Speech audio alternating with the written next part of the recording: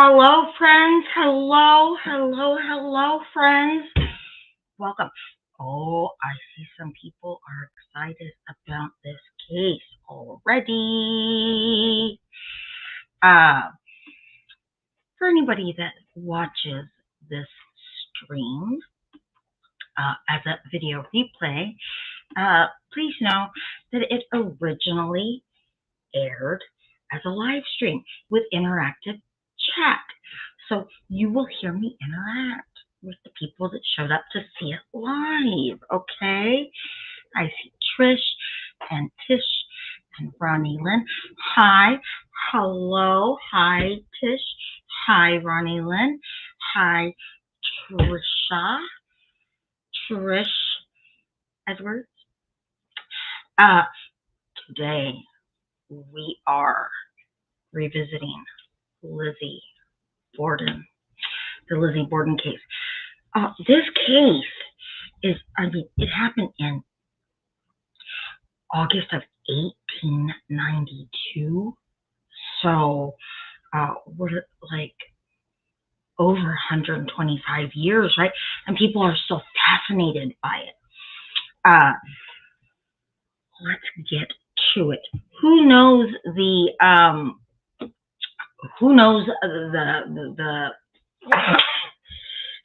excuse me, I have some true crime caught in my trace. Who knows the song that the kids made up about Lizzie Borden? You guys know that one? Lizzie Borden took an axe, gave her mother 40 whacks. When she saw what she had done, she gave her father 41. Yikes. Children are mean, right? Children are mean. That's actually not even accurate. She didn't, legally, Lizzie Borden didn't do anything because she was acquitted. But that's not actually accurate. Her stepmother wasn't hit 40 times, and her father wasn't hit 41. But we will get to. Yes, I go. What nice little Puritan children. What lovely little Puritan children they were, aren't they? All right, let's get started. There's old Lizzie. There's Lizzie right there. Lizzie Borden, she was born in 1860 to Sarah and Anthony Borden. Now, Sarah died when Lizzie was only about 2.5, 3 years old, and they said she died. There's Fall River. You see Fall River right up there on that map. That's where Lizzie was born, and that's where she died. And there's Andrew Borden, her father, and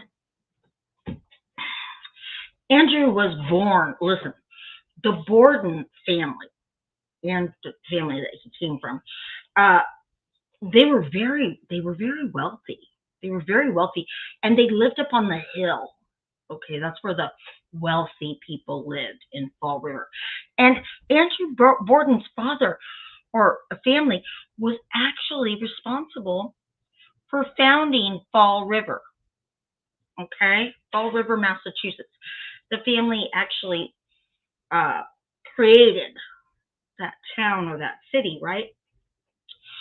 But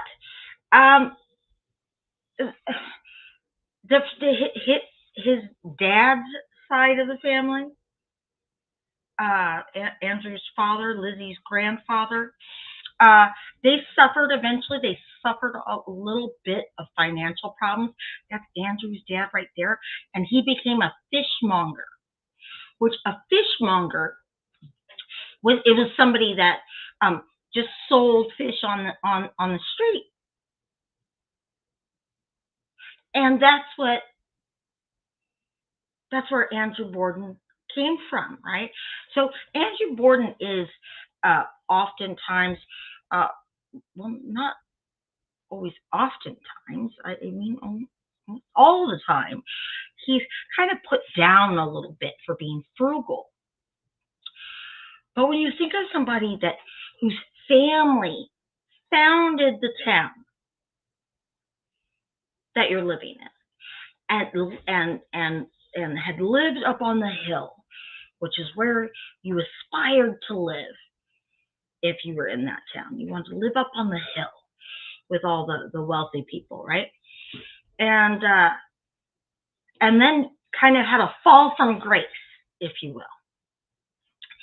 And your dad ends up selling fish on the street. You might be a little careful with your money. Some people might say that that's frugality. But maybe he was being pretty practical. He probably didn't want to end up selling fish on the street like his dad had done, right? So Andrew marries Sarah, who is Emma and Lizzie's mother, and Emma is born in 1951. She's 9 years Lizzie senior. Emma kind of becomes Lizzie's caretaker after her mother's death, because Lizzie is only 2.5, 3 years old when her mom dies. There's a picture of Lizzie when she was a young girl. And excuse me. Oh my goodness. The ex-murderer running around in there. Andrew, 3 years later, he marries Abby Gray. And this is Abby.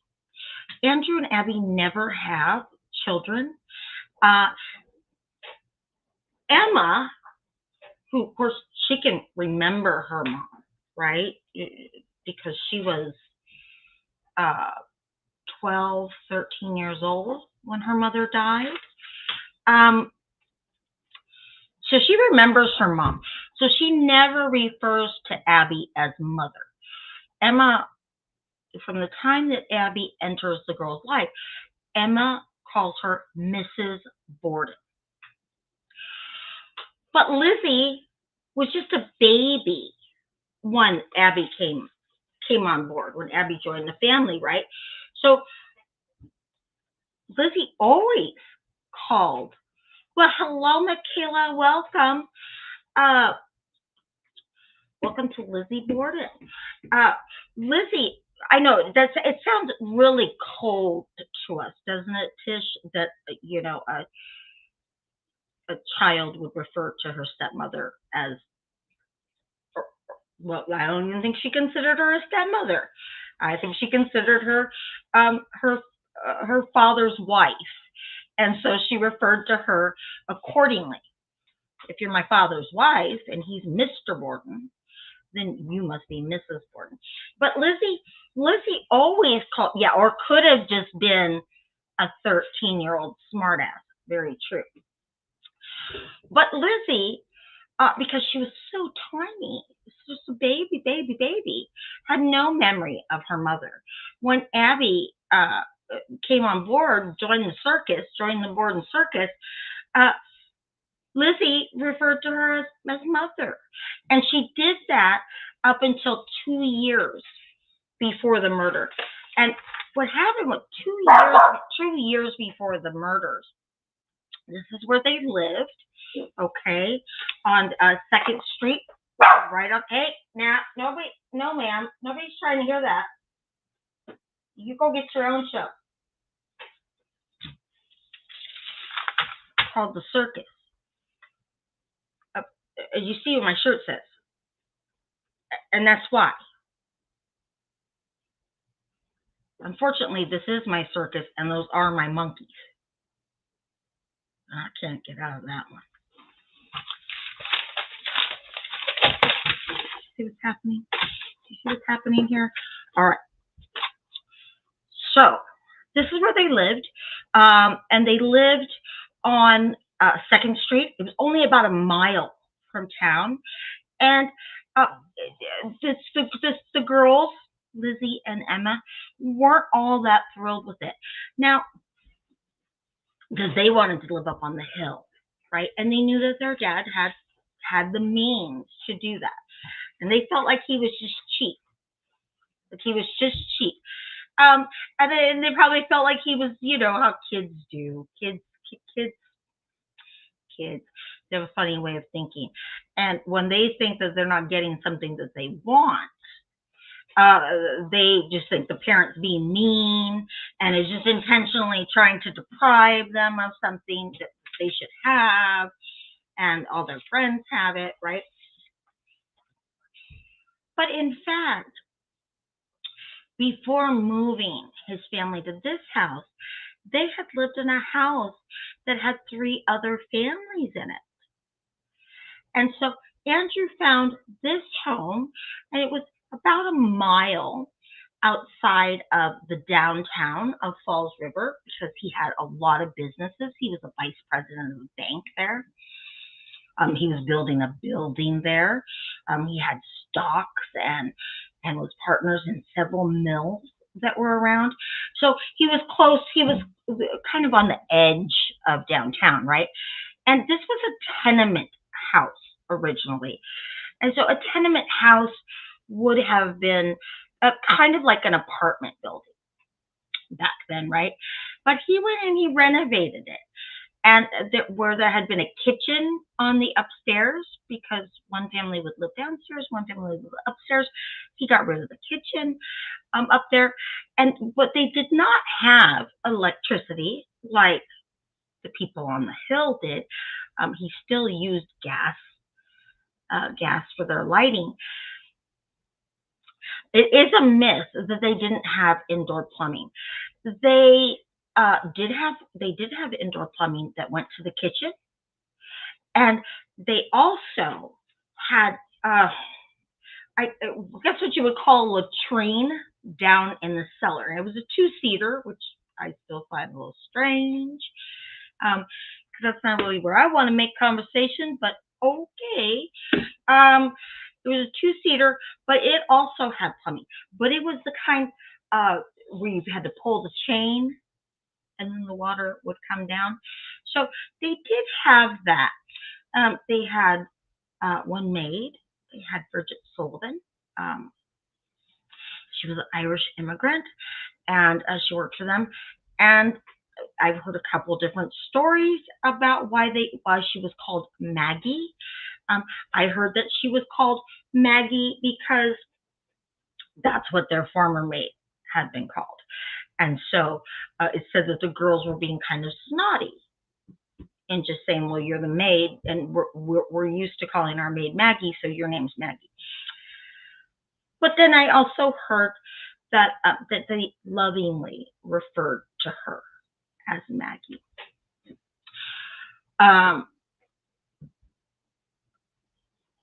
And that a lot of Irish immigrants were given certain names. But if it bothered her, I don't know. It does look like a lovely house. It does. And it's right on the street. You're going to see that. Here's a little drawing of what that area kind of looked like. So it wasn't the most prestigious address by any means, but I think in Andrew's mind, I think it was adequate, he thought, for his family. It was large enough, and he had provided them with some comforts, and it was close enough to downtown. And while he was a very, very wealthy man, when he died, he was worth somewhere between $300,000 and $350,000 in 1892, which would probably, I don't have my phone right in front of me, probably, I'm guessing, would probably be around $11 or $12 million. That's enough to get by, most certainly, right? But this is a little rendition of what the neighborhood looked like, and I think Andrew thought it was okay. Right? It actually had 3 stories, and so Bridget Maggie, the maid, her room was up on the 3rd story, and then there was that Andrew and Abby had a room on the 2nd floor, and almost. So I was almost spot on. Thank you, Tish. Tish says, yeah. Just Googled it at almost $12 million today. That's enough. I could get by on that. But he wasn't the richest man in town by any means. But he was certainly keeping afloat. And I think he thought he had provided quite well for his family. Everybody had a bedroom, and there was a guest room, and Abby also had kind of a sitting room or dressing room on the 2nd floor. So that's 4 bedrooms and a sitting room on the 2nd floor. That's not shabby, right? There's Lizzie again. Probably a little bit before the murders. Lizzie was 32 when her father and her stepmother were murdered, and her sister was 41. Andrew was in his 70s, and sure, let me see if I can figure it out. Yeah, and so Andrew was born in 1823, so he was just shy of his 70th year when the murders happened. And Abby, his wife, was born in 1828, so she was in her 50s. So let's see. Her eyes, you know what? If you look at the color picture of her, let's go back. They're like a blue-green, right? So I think that would come out a little strange in a black and white picture. But in the color photograph, I mean, I think she's really pretty for back then. And she was considered obviously a spinster or an old maid, not being married at 32, and same thing with her sister at 41. Neither of them were married. But I think she's pretty. So yeah, her eyes do look a little bit different in the black and white than they do in the color. But and that's her sister Emma. Emma, like I said, was 9 years older. To me, I look at Emma and I definitely see the spinster and old maid in Emma. Where Lizzie, I think it could have gone either way for Lizzie. I really do. So there's Abby again. That's probably roughly around the time that she married Andrew. And the day, and there's old Andrew. Rumors, why were they not married? Yeah, they were not married, Michaela. Neither Lizzie nor her sister were married, and Abby and Andrew never had children. Now, let's kind of jump right to the time of the murders. The murders occurred August 4th of 1892. And at the time of the murders, the people that were in the house were, this is John Morse. John Morse was Lizzie and Emma's uncle, maternal uncle. He was the brother of their mother, Sarah, who had passed away. And he had various business dealings. He allegedly had a farm in Iowa, and so he would spend some of the time in Iowa, but then he also dealt with horses and things like that in Dartmouth, Massachusetts, and so sometimes he would be around. They wrote letters back then, right, back and forth, and he would exchange letters mostly with Emma, occasionally with Lizzie. And the night before the murders, John Morse shows up in town, and he's going to stay with the Bordens. Apparently, he had some business dealings to discuss with Andrew. Emma, on the other hand, Lizzie's sister, Emma had gone out of town. Listen, some sources said that she went out of town because a friend of hers had a baby, so she was going to go help, and others say that she went out of town because she was going to go stay with her dressmaker. Andrew did afford his daughters. They didn't have any living expenses because they lived at home with their father, but he did afford them certain allowance. And there are rumors that Lizzie, she had a bit of sticky fingers, right? And that because she always wanted more. It is at least how the rumors paint her. The rumors paint her as that she was always very disgruntled. She always wanted more. She didn't want to live at that house on 2nd Street. She wanted to live up on the hill. She didn't want to only have X amount of allowance to spend on clothes and things like that. She wanted an unlimited amount. She wanted what her friends who lived up on the hill had. And so she would go, that's what they said, she would go to the shops, and things would kind of come up missing. But Andrew had an arrangement with the shopkeepers, and that was, if my daughter has been in your shop and anything comes up missing after she leaves, send me the bill. Just keep it quiet, send me the bill. Well, it couldn't have been that quiet, right? Because people are talking about it. But that's a rumor, okay? That's a rumor.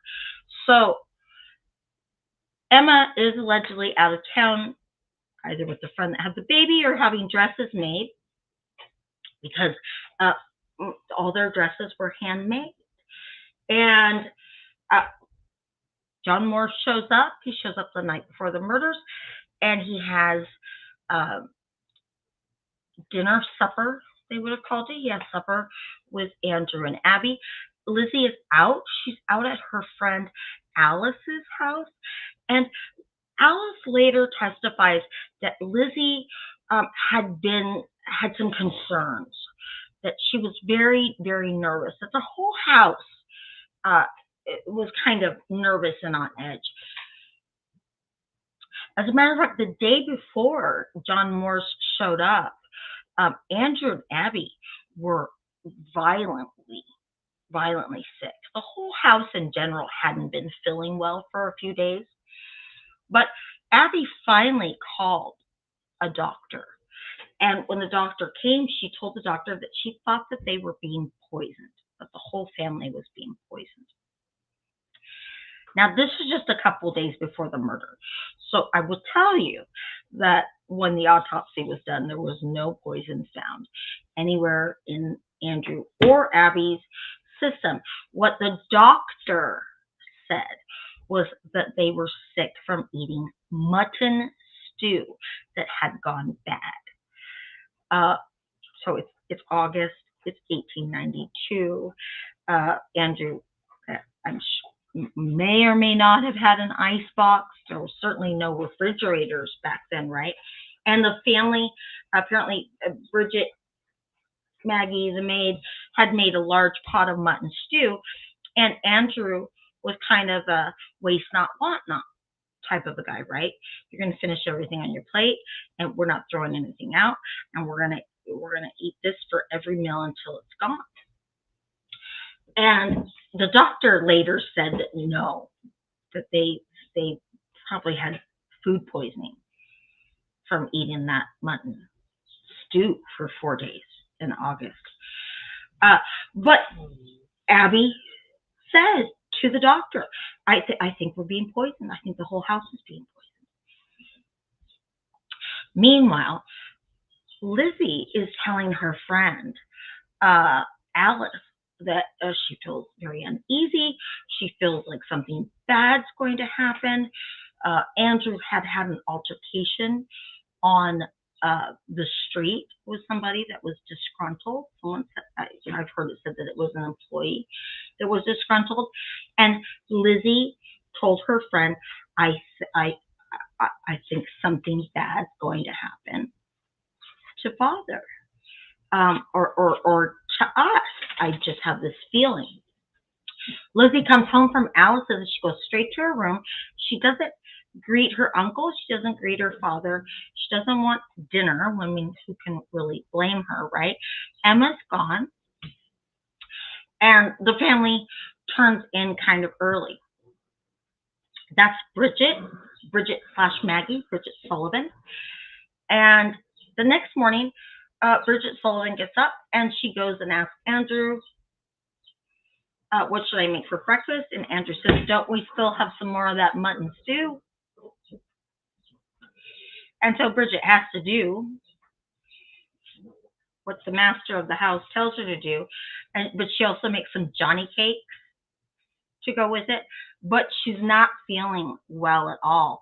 And I'm sure having to reheat that stuff made her feel worse. And she testifies later that she actually had to leave the house for a minute, go outside, and she got sick.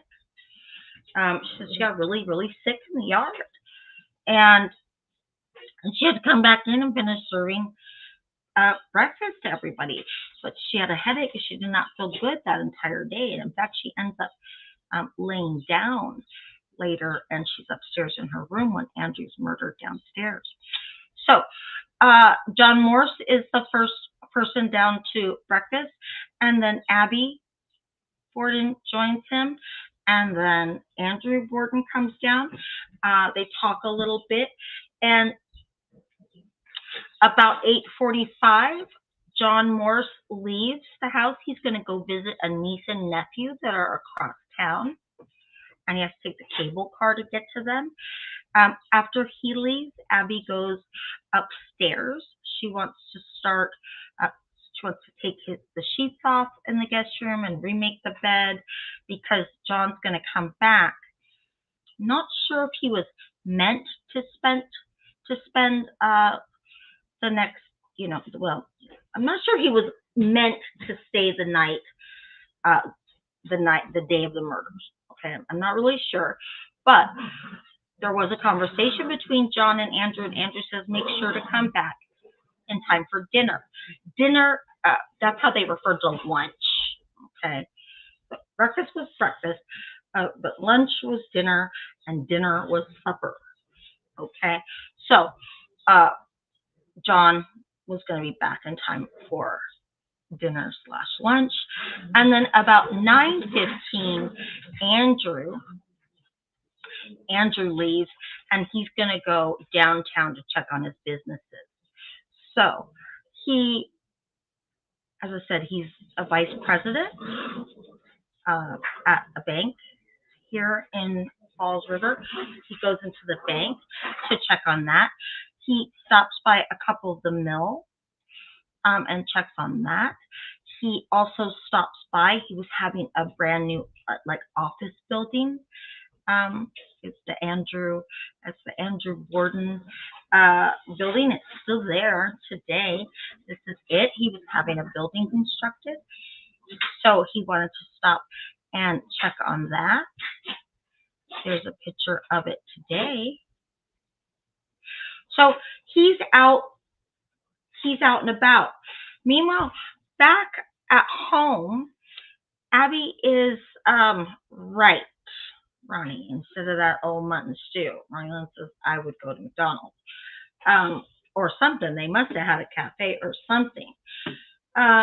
Meanwhile, back at home, Abby has instructed Bridget, their maid, Maggie Bridget, to wash all the windows on the outside of the house.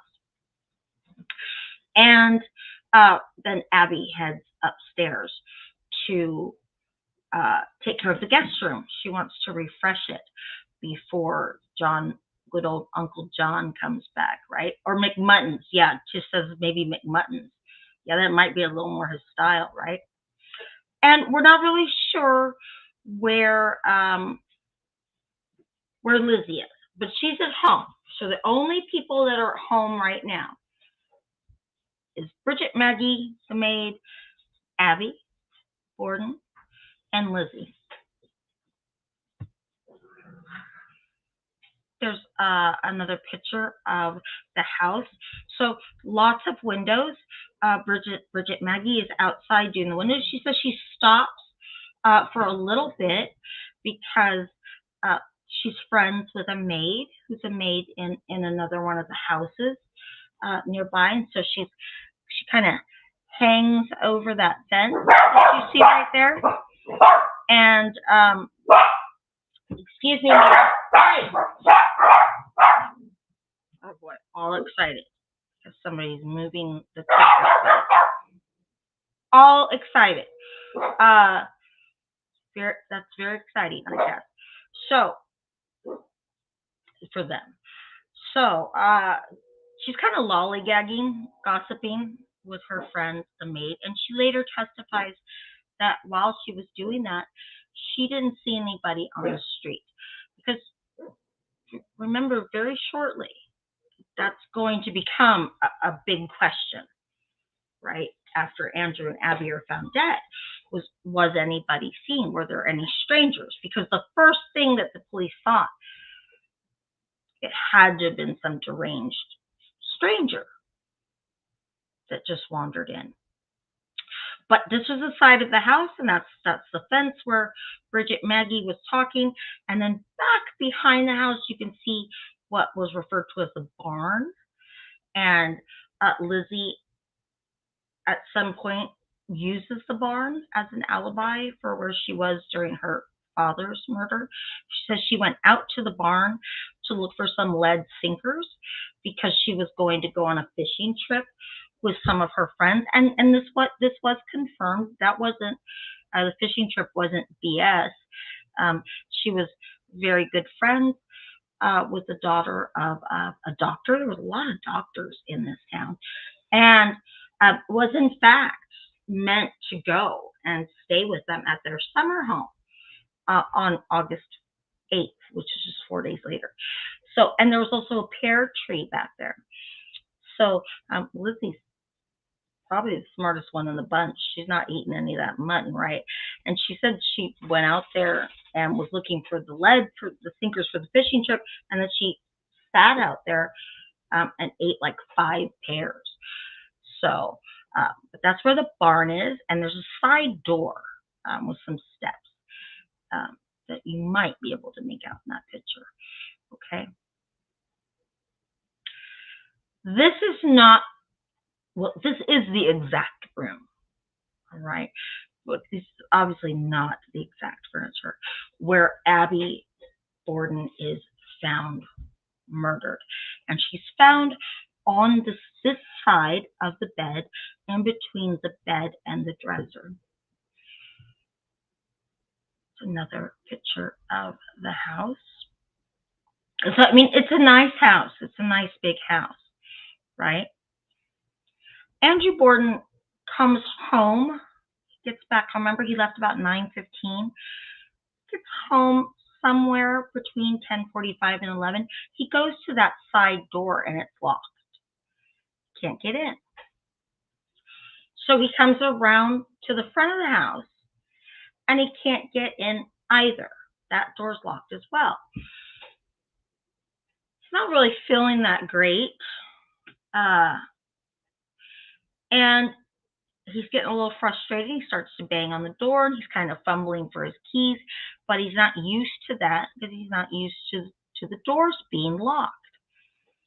And when he does find the key, he puts it in, but it still won't open the door because the door had been bolted from the other side. Now, Bridget Maggie, the maid, meanwhile, figures out, she hears him, and she comes and she's trying to unlock the door. And she can't get it unlocked, and she starts to get a little frustrated. And she says, and I think she said more than this, if you really want to know the truth. She was Irish. She was Irish, okay? Irish people know how to cuss. But she says, when she testifies, that she got very flustered, and she says, "Oh, pshaw." And that she hears Lizzie at the top of the stairs laughing at her. Now, people later said, because they, really wanted to believe that Lizzie had done this, that Lizzie was laughing kind of maniacally over having killed her stepmother, and over, because they said from the top of the stairs Lizzie would have been able to see Abby Borden's body. You know what I think honestly happened? I honestly think that when Bridget Maggie says, "Oh, pshaw," which was probably a whole lot more than that, I think Lizzie was snickering at whatever she said. I think Lizzie probably thought it was hysterical.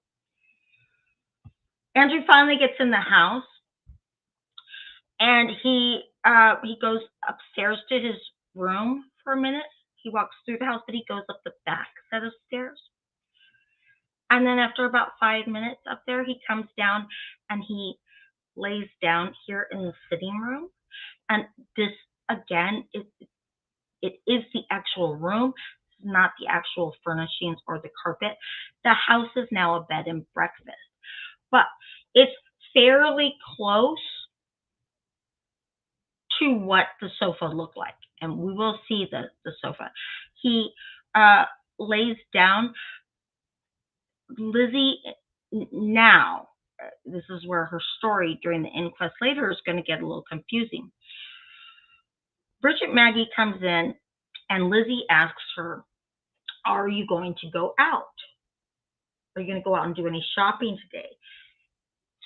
And Bridget Maggie, the maid, says, "No, I don't think so. I don't really feel that well." And Lizzie says, "Well, go lay down for a while. Go take a nap." So Bridget goes up the back set of stairs, up to her room on the 3rd floor, and lays down. 2 different stories that Lizzie gives. One time she says that she was sitting in the kitchen reading a magazine while she was waiting for some irons to heat up. Because back then they didn't have electricity, but you didn't plug the iron in. Even if you'd had electricity, you didn't have an electric iron in 1892.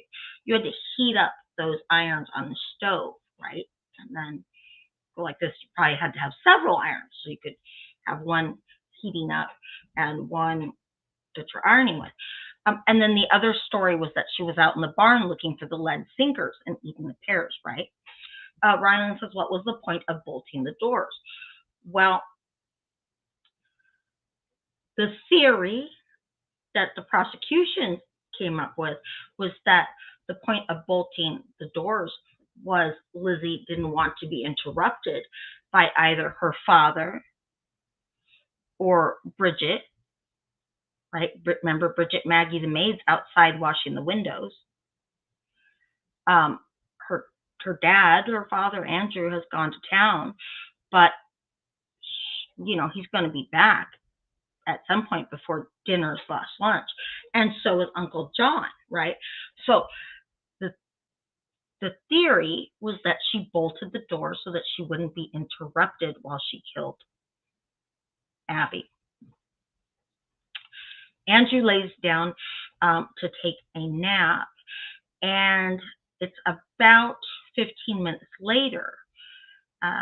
Bridget, Maggie, the maid, testifies that she's woken by Lizzie screaming, "Maggie, come quick! Somebody has come into the house and murdered Father." And this is a picture of actual crime scene photograph of Andrew as he was found laying on that sofa where he had taken a nap. He wasn't hit 41 times. He was hit, I want to say he was hit 10 or 11 times. Yes. Where Andrew was found, he was found in the downstairs sitting room. He had been struck 10 or 11 times with a hatchet type weapon is what they could come up with, right? One of his eyes had been split completely in two and was hanging on his cheek, suggesting that he had been asleep when he was attacked. He didn't have any defensive wounds, any signs of fighting back. Neither did Abby. And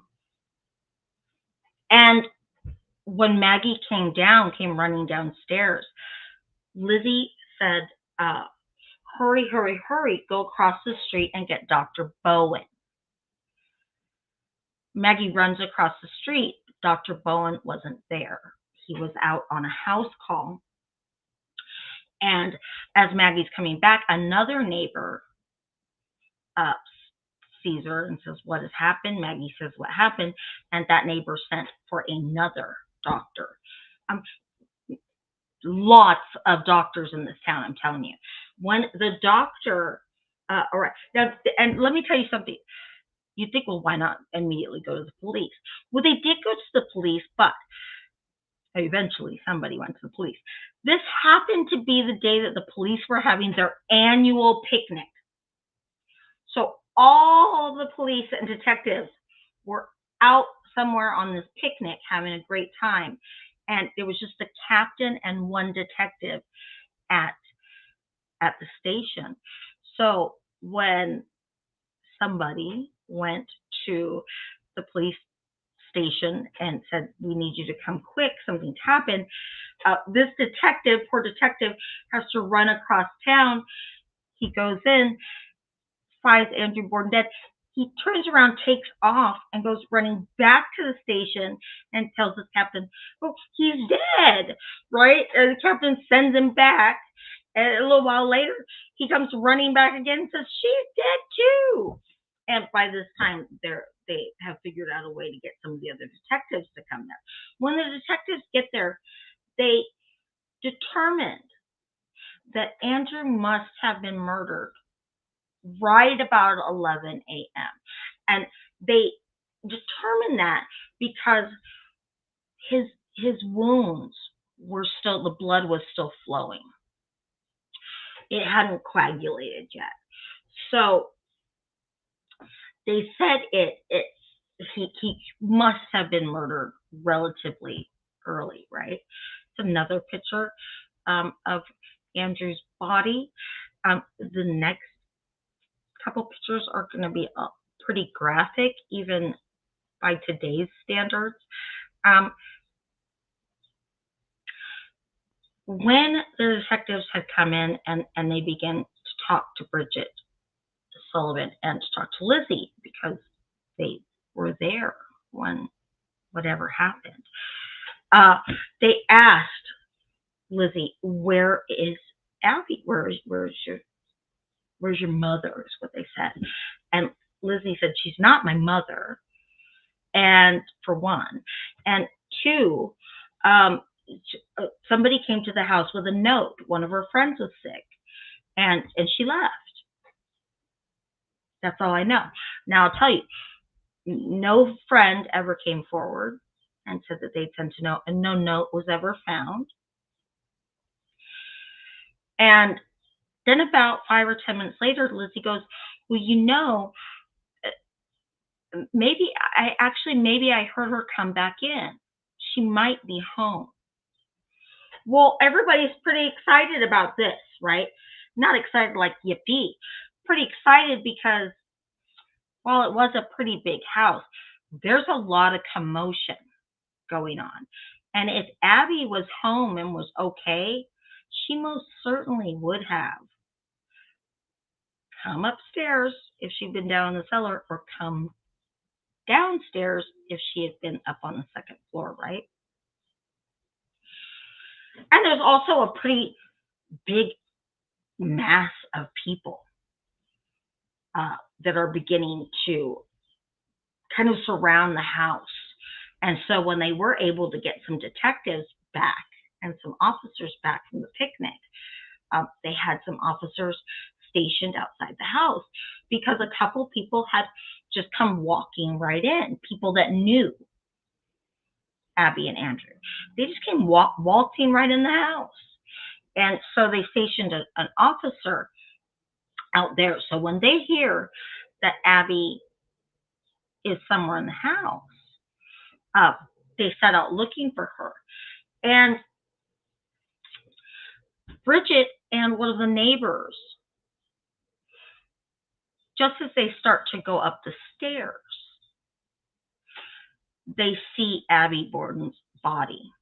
They can see it just from the top of the stairwell, straight across, and they can see her laying on the other side of the bed. They can see right through underneath the bed, right? They ended up putting both Abby and Andrew on the dining room table to do the initial autopsies. And that wasn't uncommon back then. So Bridget and Lizzie, for sure. I don't think Emma came. I'm not sure if Emma was back that night. Spent the night in the house with the dead bodies downstairs. This is the crime scene photo of how Abby Borden was found. And even though she's found laying like that, when they said that she was first hit in the front and then must have turned around, where she took the rest of the blows. I think she was hit 19 times with the hatchet and the axe. And there she is before they moved her downstairs. And this is her actual autopsy photo when they shaved her hair. This is what the back of her head looked like. So it's very, very, very brutal. Very brutal. Just as brutal, I think, as Andrew's murder, right? This is Andrew laying on that dining room table. And I think it's probably kind of a good thing that it's hard to make out exactly what's going on with his face up there at the top. But very, very brutal. This is Andrew's skull. What they did was, of course, they did the autopsies. At this point, they had figured that they were hit with some kind of hatchet or an axe, that it was the only thing that made sense, that would be consistent with the wounds and especially the type of things that happened to the skulls. But they buried them. But after Lizzie was arrested, they pulled the bodies back up, they exhumed them, and took the skulls because they wanted to show them at trial. You could see it. I mean, that's just a massive amount of damage. And so that's Andrew's skull on the left, and that's Abby's skull on the right, all the blows that she took to the back of her head. I mean, can you just imagine the blood and the blood spatter. And this was a problem because when they began to do the investigation,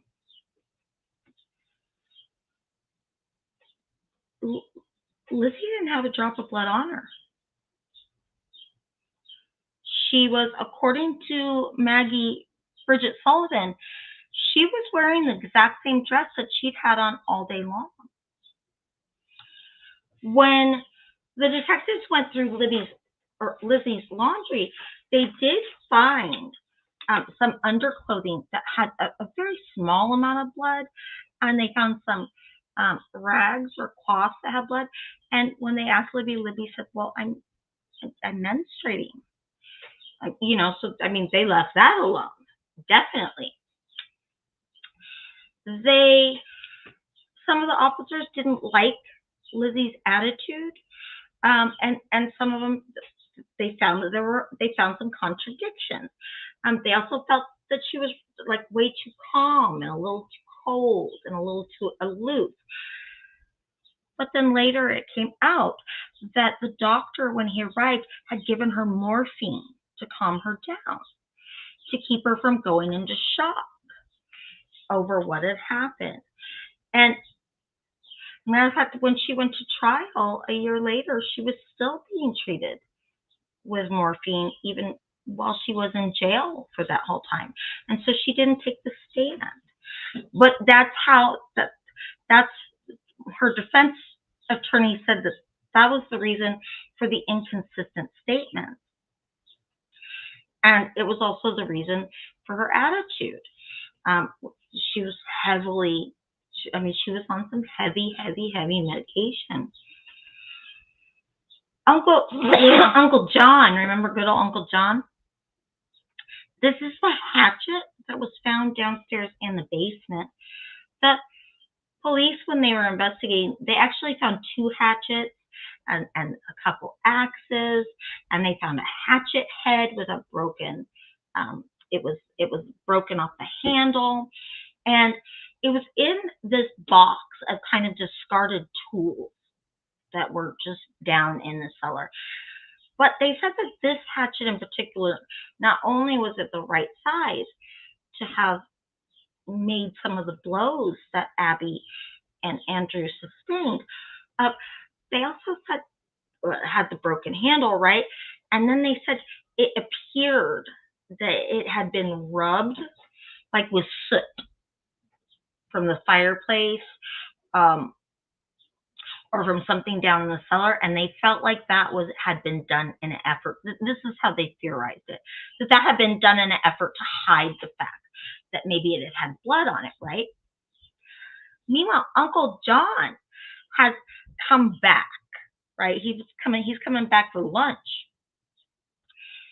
And even though there's all these people out in the front of the house, and the officer, because his behavior was kind of called to question as well, he bypasses all that and he goes around to the side of the house and grabs a pear. I mean, these must have been the best pears in all of Massachusetts. Or he's scared of the mutton stew showing back up at lunch, right? And he goes out and he eats a pear, and then he kind of meanders his way in through the side door, and holy cow, finds out what's going on. His alibi was said to be seamless, if you will.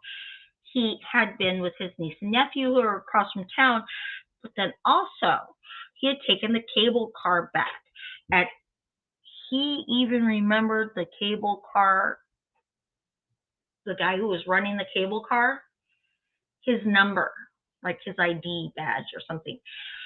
But he also said, I was on the cable car with 7 priests.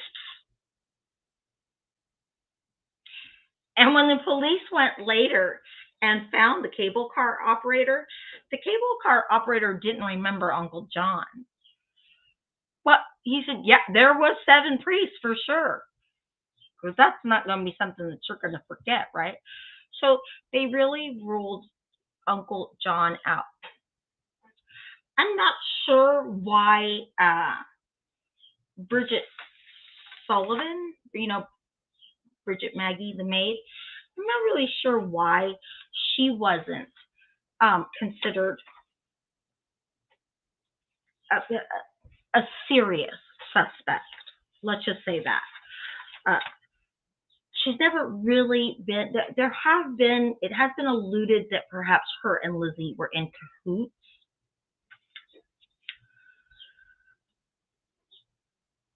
It's been alluded that Andrew Borden sometimes had his way with Maggie, and that was not uncommon. It's not uncommon back then for the men, the husbands, the fathers, to have their way with the maids, the housekeepers, the cooks, even on plantations in the South. Come on, there was a lot of babies running around there that weren't all black and all white, because those plantation owners were having their way with the slaves. So it's been alluded that Bridget Maggie the maid had an axe to grind, no pun intended, with Andrew, and that Abby knew about Andrew's indiscretions, but looked the other way, because that's what women did back then. Hey, that's what a lot of women still do today. Let's face it. Okay, but Bridget, while there were those allusions, people alluding to that, she was never really on the list of the real suspects. The real suspects were Uncle John Morse, because he very rarely met with this family, right? It was very rare. And then he shows up the night before the murders. And then some of the investigators and detectives said that his alibi was absurd because it was way too perfect. Like, who remembers the cable car operator's ID number? Who would remember that?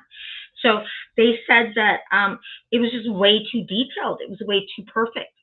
And so he was considered a suspect for a long time. Some people considered that it was a disgruntled employee of Andrews, that he was known to be very shrewd and very harsh when it came to business. And Andrew had kind of a dark side. And lo and behold, suspect number 2, serious suspect number 2, was a man named William Borden, who was suspected to be Andrew's illegitimate son. And it said that William had tried to extort some money from Andrew, allegedly. But then that kind of went away, and then there was an author of one of the many books that later just disproved the fact that William was Andrew's illegitimate son at all. Emma Borden, Lizzie's sister, was considered a suspect, but she had that alibi, right? That she was in Fairhaven, Massachusetts. It's only about 15 miles from Fall River. But some people said, well, maybe she could have snuck back into town and then went back to Fairhaven, because she was in Fairhaven when she was contacted about her father and stepmother's murder. Because that's where she was when they sent a telegram to her. But I think that that's highly unlikely when you consider where the house was on the street. And even though it was a mile from downtown, and downtown I'm sure was busy and bustling, it was still a small, pretty small place. It was 1894. But the reason that they suspected Emma and John, and of course Lizzie, right, was look at the layout of this house. And they had determined by this time that Abby Borden had obviously been killed first. Her blood was congealed, it was coagulated. She was killed first, probably about 9:15 in the morning is what they had decided. And then they decided that Andrew had been killed at 11. Remember, that's an hour and 45 minutes apart. While Bridget and Lizzie are either outside or inside the house. They're either Bridget's outside washing the windows or talking to her friend, and Lizzie is somewhere. We're not really sure where Lizzie was while this was happening. And that house had been, well, it had been a tenement house, remember? But it had been redone. And so you'd have to know the house, and you'd have to know where to hide. And you'd have to know that Emma was out of town, and when Uncle John might be coming back. You'd have to know these things. And I think it's hard. It's even hard to believe now that some random stranger would sneak in and do that and leave, kill Abby, hide someplace, leave Bridget and Lizzie alone, and then kill Andrew. And if you look at the second floor, you have the stairwell in the back. That's going to be coming off the kitchen, right? And that's the stairwell that Bridget Maggie the maid would use, and she'd go up there to get to her third floor. And you have Abby and Andrew's room, Abby's dressing room, Emma's room. Lizzie's got that large room. Then you've got the next set of stairs in the front of the house and the guest room, where Abby was found on the other side. So where would a stranger hide? Where would they hide? And what was their problem with Abby and Andrew? Now, remember, there had been some tension in the house. Okay, there had been some tension in the house, and it started about 2 years before the murder. And the tension was between Emma and Lizzie and Abby and their father. They were pissed off at their father too. And what happened was Abby had a half-sister whose husband had passed away, and that left her in the lurch. They had a home with a mortgage on it. She didn't work. Not many women worked in 1892, and she was going to be evicted. She was going to lose the house. She was going to be homeless. And Abby went to Andrew and said, you have to help my sister. Now, Andrew, while he had gotten his start, how he had made his money, he started off being an undertaker. And no, the undertakers didn't do the autopsies or anything like that. They actually had a partner, and they actually owned the carriages and the horse that would pick up the bodies, and they would also help set up the parlors. That's why later funeral parlors were referred to parlors. Back then, you would actually have the wake in the parlor of your home, and they would rent the chairs to people who were having people come for the wake, and they would make sure the body got there, and then they would remove it, and they supplied the coffins. They supplied everything. They undertook everything that had to do with the wake and the funeral process. Then he had moved on to real estate, and he would buy buildings, turn around and resell them. That's why when he bought the tenement house that they lived on 2nd Street, he knew what needed to be done to renovate it to make it into a single family home. And so Abby knew that Andrew would probably consider this an investment and knew that they most certainly had the money. And so Andrew did. He bought the house, but he didn't give it to Abby's sister. He said, now you can make payments to me, you and your adult children or whatever. But you won't have to worry about the bank coming in and calling on the note, because I own the note now. That really, really, really pissed Emma and Lizzie off, because they wanted to live up on the hill and they felt that they were being deprived. And now their father was turning around and buying this other woman, in their minds, how they saw it, buying this other woman's family homes while they were struggling without even electricity, is how they thought of it, right?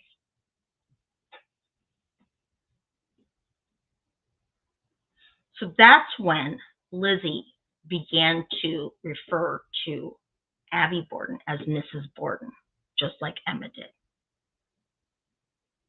Okay, that was 2 years. 2 years before that. Just a couple months before the murders, Andrew went into this pigeon coop. Lizzie had built a pigeon coop in the barn. It had some pigeons in there. And Andrew went in and killed a bunch of the pigeons with a hatchet,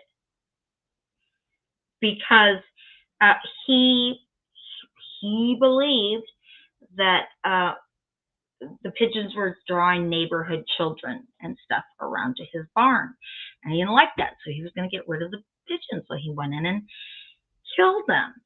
And Lizzie was really upset over that. That was in May of 1892. They were killed in August. And in fact, another argument occurred, and both Lizzie and Emma in July of 1892 took off and went to New Bedford for extended vacation. And when they came back home, Lizzie went and stayed at a local rooming house for 4 days before she even came back to her father's house. That was in July, and they were murdered in August. So there was a lot of tension, right?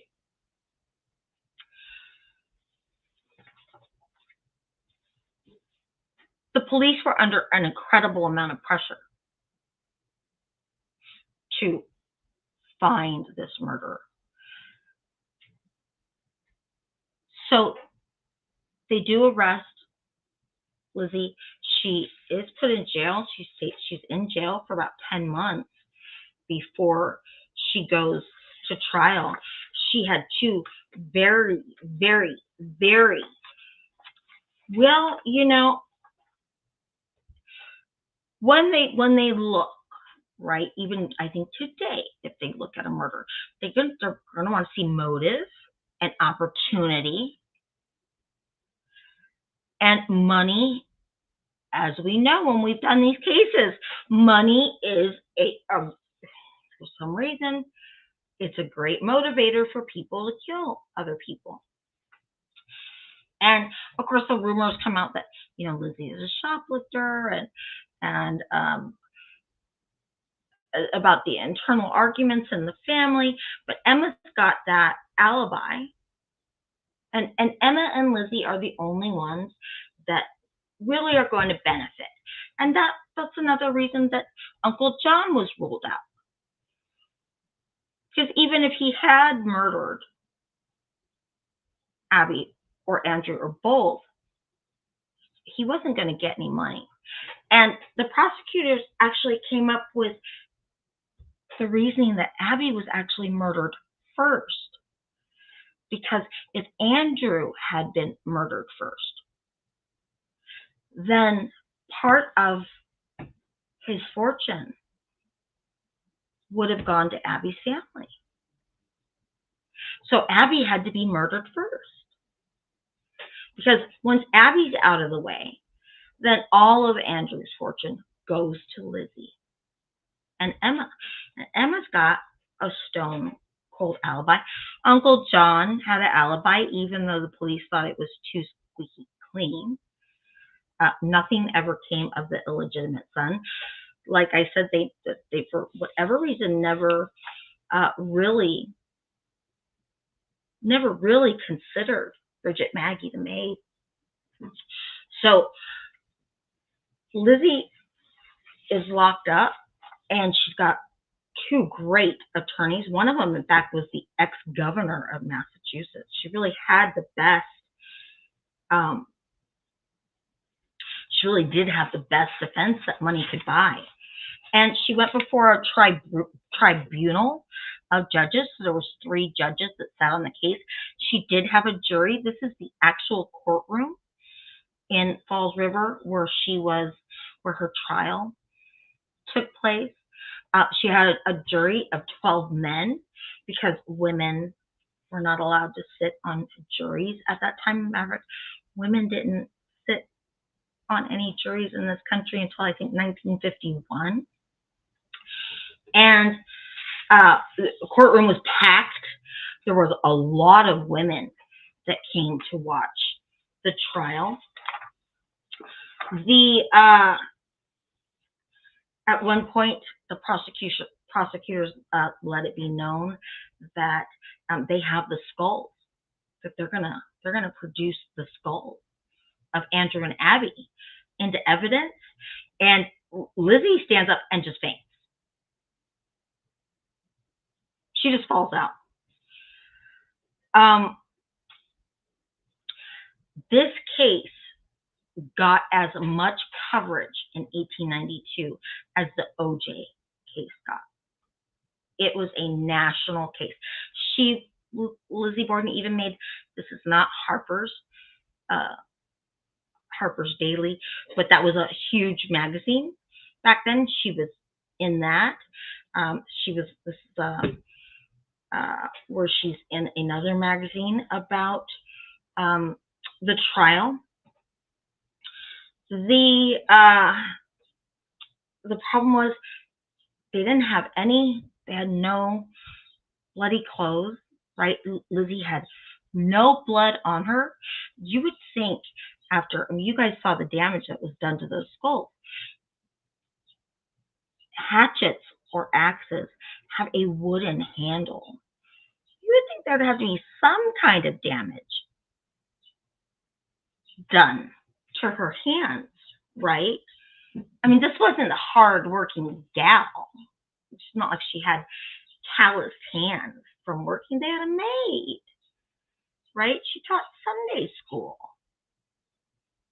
She was kind of a socialite without the money or the privilege because her dad wouldn't give it up. He had, when the girls had gotten really upset over him buying the house for Abby's sister, for his wife's sister, he did buy a tenement house and give that to them. And he said, this is yours, but you're going to be the landlords, and you're going to have to, when people have problems in their apartments or whatever, you're going to have to figure out, you have to hire people to take care of that. And the girls didn't like that. And so Andrew ended up buying the building. He bought the building back from his daughters. He bought it twice.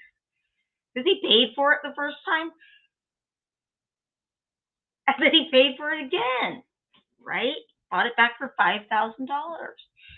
That the girls split because they didn't like being landlords.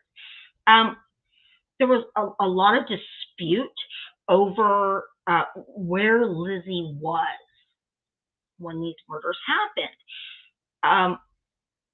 Look, she had, according to Bridget Maggie the maid, she was in the dress that she was in when the bodies were discovered and the police showed up and the bodies were moved to the dining room. That whole day, she had been in that same blue dress that whole entire day.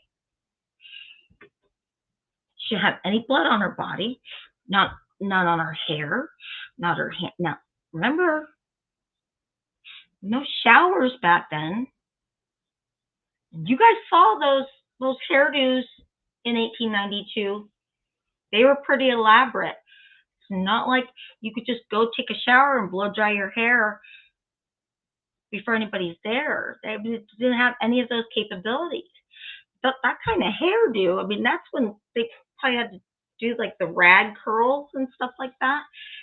Not a drop of blood anywhere. You saw the damage to the skulls. There was blood spatter on the walls,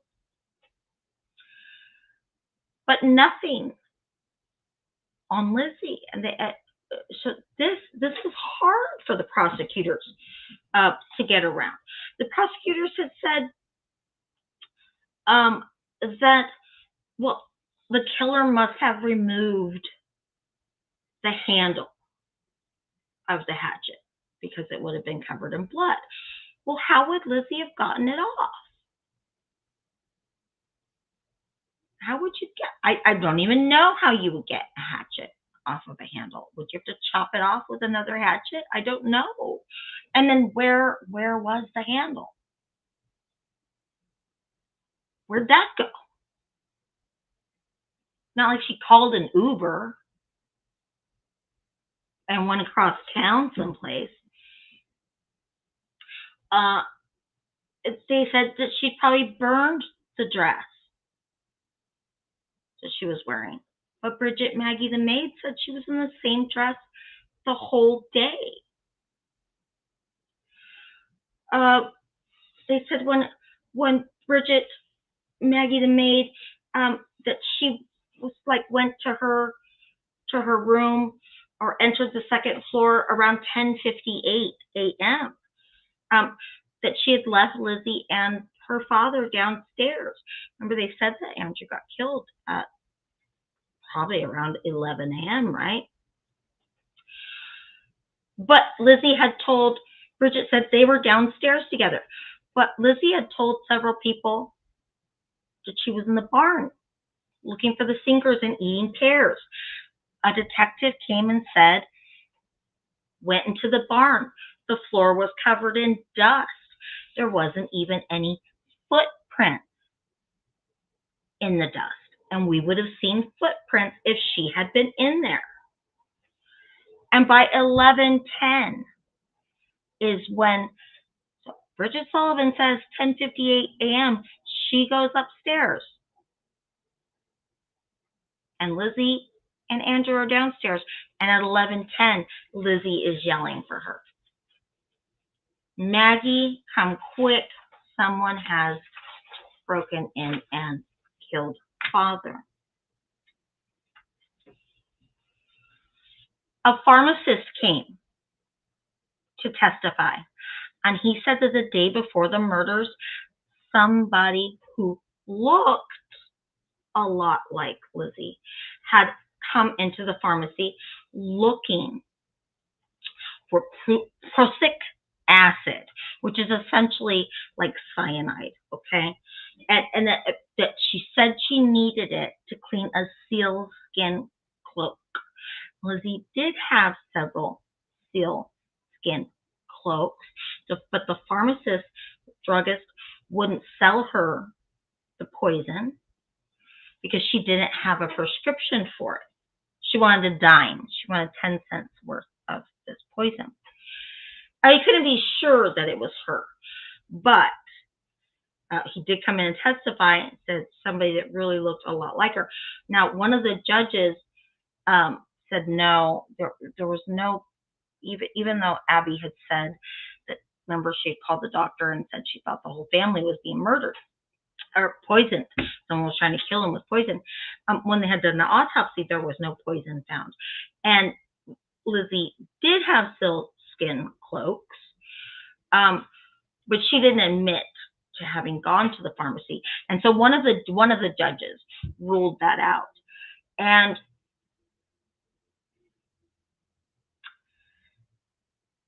it took the jury about 2 hours to come back and say that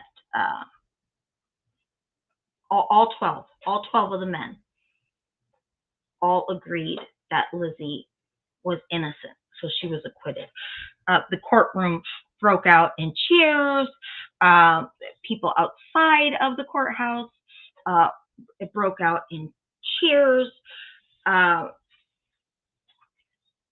Apparently, many of them did not believe that a woman could do it. That a woman, now, we know nowadays that women are absolutely capable of murder and doing these types of things. It didn't take Lizzie and Emma too long to get out of the 2nd Street house, and they did. They ended up moving up to the hill. This is a picture of the mansion that they bought in Fall Rivers. They both equally inherited their father's estate, so they inherited roughly $6 million apiece, what would have been today's money. They lived in this very lavish home. It had everything that they had always wanted. It had indoor plumbing, and it had electricity, and it had a lot of staff. They had let Bridget Maggie, the maid, go. And this is why I think it was alluded that maybe Bridget Maggie, the maid, had helped Lizzie, is they gave her roughly about the equivalent of $20,000 today as her severance pay. But she was dismissed before it went to trial. So I think if she had been mad about being dismissed or fired, right, she probably could have had a lot more to say at trial. But nobody really came out and spoke overly critical about Lizzie during the trial, except for the detectives, right? The detectives that wanted her to be found guilty. And a lot of people also came forward and said that they had seen some strangers that day on the street, but nobody that they recognized, and certainly nobody was seen leaving the house in any bloody clothes. And eventually, it really technically still is a cold case because it was never solved.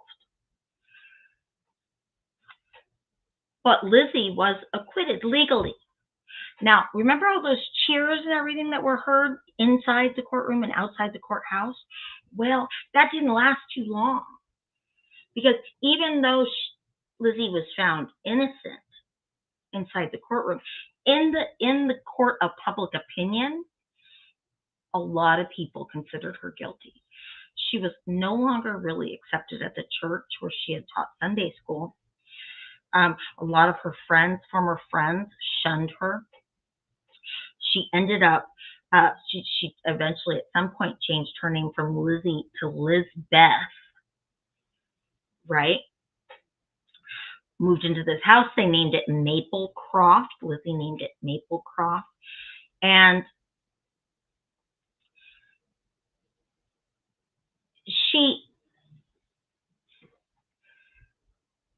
Emma stayed pretty much to herself. Lizzie, however, said, screw this, I have money and I'm going to start to enjoy it.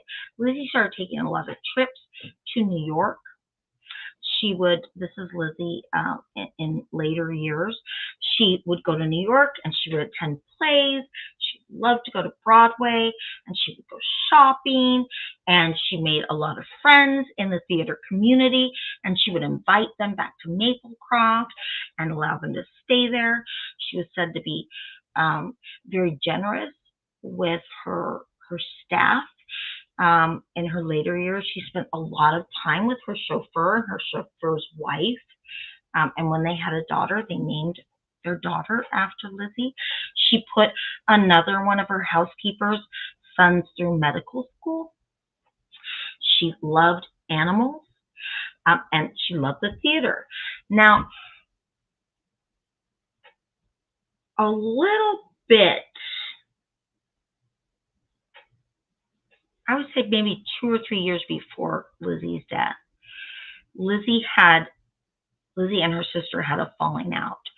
And so they never talked about it to anybody. And Emma was loyal to Lizzie to the end, even though they stopped speaking. Emma left the house. Emma left the house and said, I'm not coming back. And they never spoke again. Never spoke again. They died never speaking. These two sisters that have been very close. People have suggested that that was because of Lizzie's association with this actress. And this actress's name, I want to say it was Nancy O'Toole, something like that. Nance O'Neill. And Nance O'Neill was an actress that Lizzie had befriended. Nance O'Neill came to Maplecroft and lived at Maplecroft. And Nance O'Neill was also a lesbian. So, rumors had it that Nance and Lizzie had a lesbian relationship, and Emma was like, no way. I don't agree with this. I don't agree with your lifestyle or how you're living, and I'm out of here. And they never spoke again. Nance and Lizzie were friends for a couple of years, but eventually a lot of people close to Lizzie felt that Nance was there just to use Lizzie. This is Lizzie much later, not too long before she died. She died in Fall River, same place she was born, same place her father and stepmother were murdered, same place she was jailed and went to trial. And she died of pneumonia. She left, she was still worth about $250,000 at the time. She owned her house outright. She owned several office buildings. She had shares, stocks, and utilities. She had 2 cars, a lot of jewelry. She left $30,000, which back then, now it's probably almost $1 million, right? Maybe close to $1 million. She left that to the Fall River Animal Rescue League. She was a huge animal lover. She left $500 in trust for the perpetual care of her father's grave. She left some money to some friends and some cousins. And then the rest was distributed amongst staff and friends and other family members. And we'll never really know what happened. I have my theories. About why the sisters, and if you attended the last Lizzie Borden talk that I did, I said, hey, I think that, Andrew Borden was alleged to have had the illegitimate son. Turned out later that it wasn't his, but there had to have been some reason that kid's mom gave her illegitimate son the last name Borden. I mean, that's pretty ballsy in the 1800s, unless you really had an affair with that guy, right? I wouldn't be surprised if Andrew had several affairs. I wouldn't be surprised if he did have his way with Bridget, Maggie, the maid. And I would not be surprised if he didn't abuse one or both of his daughters, which I've said before, and this is theory, but I'm not the only person that said it, which I theorize is why both daughters were spinsters. That I believe, because it would not be okay to not be a virgin in a small town like that. And if you had already been violated somehow, you can't, if these girls were so miserable at home It would not have been hard for either one of them to have found a husband and left their father's house to go and have households of their own. And I'm sure their father would have been very generous with their dowries or helping them each get set up. Why did both girls, Emma was 41 years old, Lizzie was 32 years old. Lizzie was not unattractive. They were pretty active in society. Lizzie taught Sunday school. They did different things. They did a lot of volunteering, which is what a lot of women of leisure would do. And I've theorized that I think that he might have been very inappropriate with his daughters. And that is, look, that's something that people don't want to talk about today. They certainly weren't talking about it in the 1800s. But how could you marry a husband of some kind of substance, right? Some kind of class, some kind of a stance in the community if you weren't a virgin? There was no man that would have accepted that of those girls. So you got to stay at home with your dad. And they had some kind of pull over their father. They had something over him that when they threw a fit about him bailing their stepmother's sister out, right? Helping her by buying the note to the house so she wouldn't be evicted. They had to have, okay, so they're mad, right? Do you think he would have really cared too much? I mean, they were mad about not having electricity too, but he didn't put electricity in. But he turns around and buys them their own apartment building to shut them up. I think they had something on him. And maybe the maid and Lizzie did do it together. Maybe Bridget, again, these are theories. Maybe Bridget, Maggie the maid, went to Lizzie and said, your father's having his way with me and your mother ignores it. And maybe Lizzie said he's had his way with me for years and she ignores that too. Maybe Emma was on it too and chose that time to go out of town, to not be there.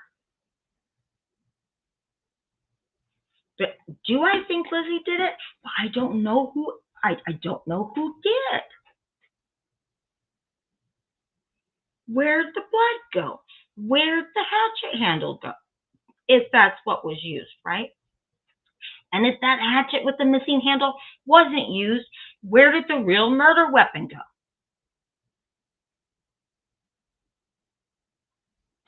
Where did it go? Somebody had to help somebody.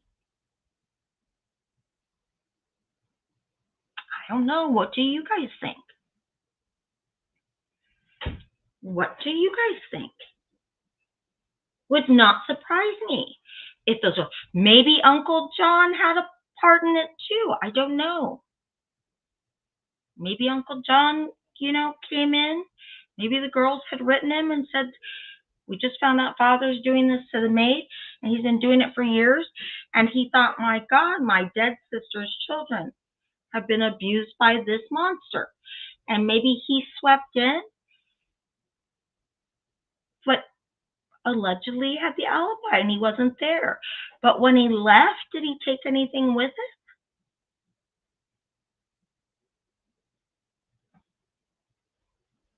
I don't know. It's a very tangled web. And look, it's been over 125 years and nobody knows. Nobody knows. A lot of Lizzie's things ended up in a museum. They were also given to the Falls River Historical Society. There were a lot of things taken into evidence, obviously, and then when the case was over, one of Lizzie's attorneys went to her and says, what do you want us to do with this property? And she said, I don't care. Store it. I don't care. I don't want to see it, but just store it someplace. And he stored a lot of things. And then after her death, he went and he donated them much later to the Falls River Historic Society. So this is one of her dresses that's actually in a museum. And the house, as we know, was purchased and is now a bed and breakfast. You can go stay there if you want to. And this is the inside of the house. There's that stairwell, right?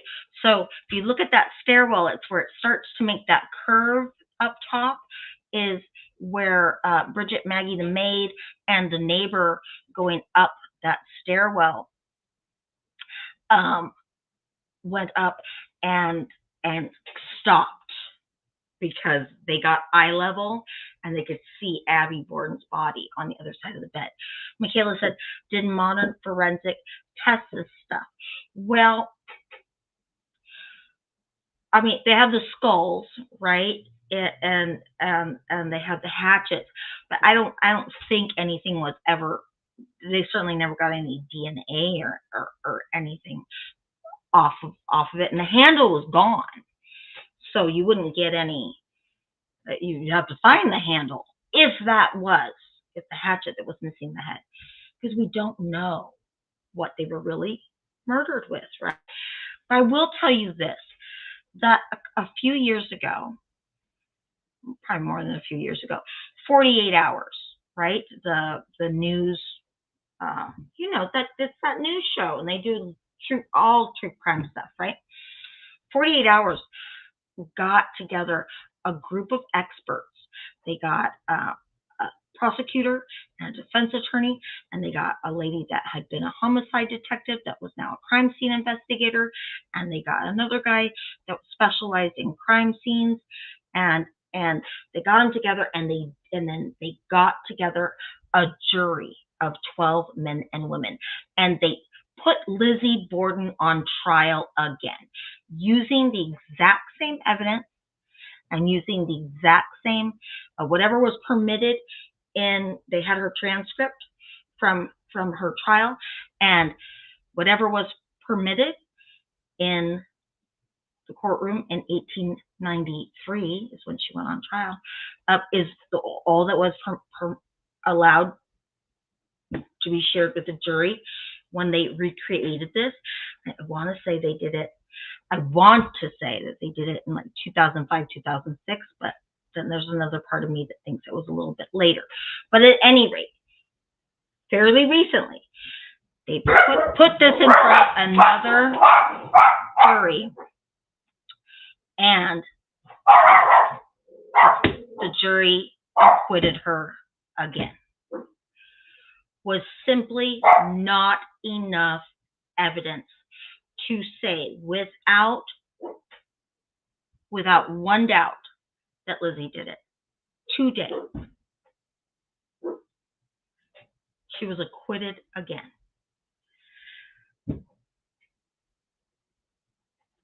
Now, it wasn't a full acquittal in the sense of the first 12, right? All 12 of those guys came back in the original jury and said not guilty. This one, there was just some holdouts. There were people that definitely voted guilty, but you cannot convict somebody unless it's unanimous with all the jurors. And there were holdouts that said, no, I don't buy it.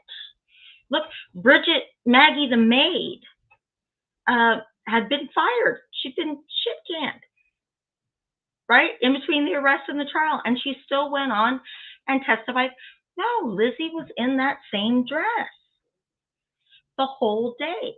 But that doesn't work. That doesn't work in 1892. You don't have a washing machine and a dryer. You don't have a shower and a blow dryer. It doesn't work.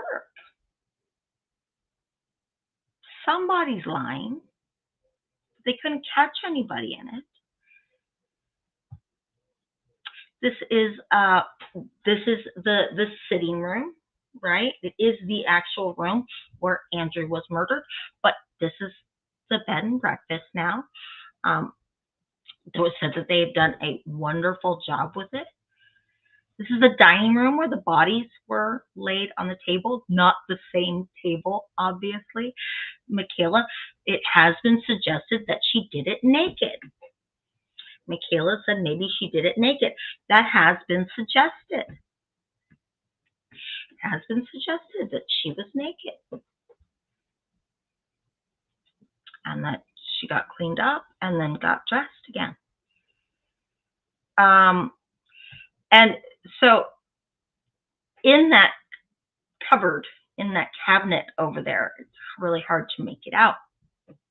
But in that cabinet in the dining room, they do have the recreated skulls. They're not exactly the skulls of Abby and Andrew at all, but there's recreations of the skulls in there, as well as crime scene images, which I don't know who wants to look at those while you're eating dinner, but that's there at the bed and breakfast. This is the kitchen.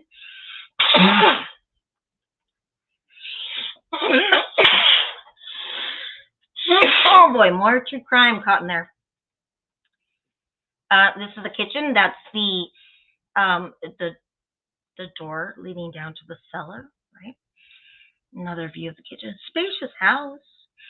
And it certainly has been beautifully redone as the bed and breakfast. And then this is, well, they call it the John Morse room, but it's where Abby Borden was murdered, right? Which was the guest room at that time. And you can see through the open door those stairs going downstairs, right? And at the time, the bed wasn't quite like this because Bridget, Maggie, the maid, and the neighbor were able to see under the bed to see Abby's body. There again is the stairwell through the open door. Another view of the room and another view of the room. So it's a bed and breakfast there at Falls River if anybody wants to go stay. This is what it looks like today. Same house, just a little upgraded, right? That's what the bed and breakfast looks like today. So what do we think? Did she do it? Did she do it alone? You can rent that room, Michaela. You can rent any of the rooms. You can stay in Lizzie's. You can stay in Emma's. You can even stay in Bridget, Maggie, the maids. You can stay in that room if you're brave enough. You can go through the whole house. You can. They do tours. They give tours there. They give ghost tours. Kind of interesting. What do we think? Did she do it? Did she do it? I don't know. I don't know.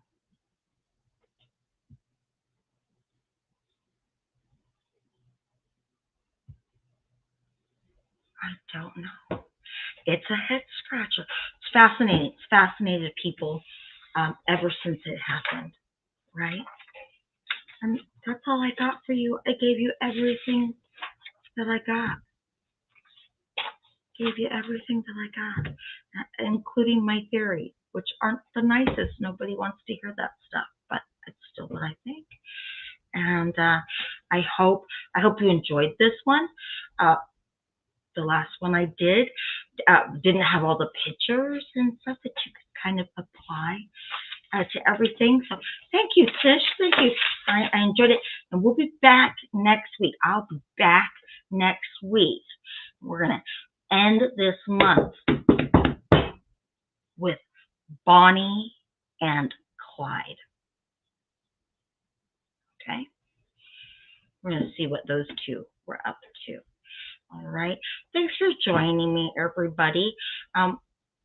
These cases are always really interesting. Sometimes we get to know who did it and who done it, and other times, like this one, Nobody, I'm sure we never will. All the players are dead now, have been long dead. Lizzie died in 1927, and Emma died 9 days later in a nursing home. So they're all gone now. So there's nobody to talk to. And you can read the court transcripts, and you can, read what everybody had to say when they got up there. But at the end of the day, 12 jurors came back and said, no, we don't think so. And 12 jurors did it again not that long ago, when 48 hours recreated the trial. So interesting, right? Thank you, you guys, for coming. I'm going to get out of here. That's what I'm going to do, because I got to get started with Bonnie and Clyde. Yeah, get done with one case. It's time to get on to another one. All righty.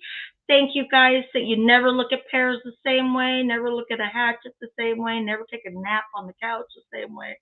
No, no, no. All right. Thanks so much for coming, you guys, and I will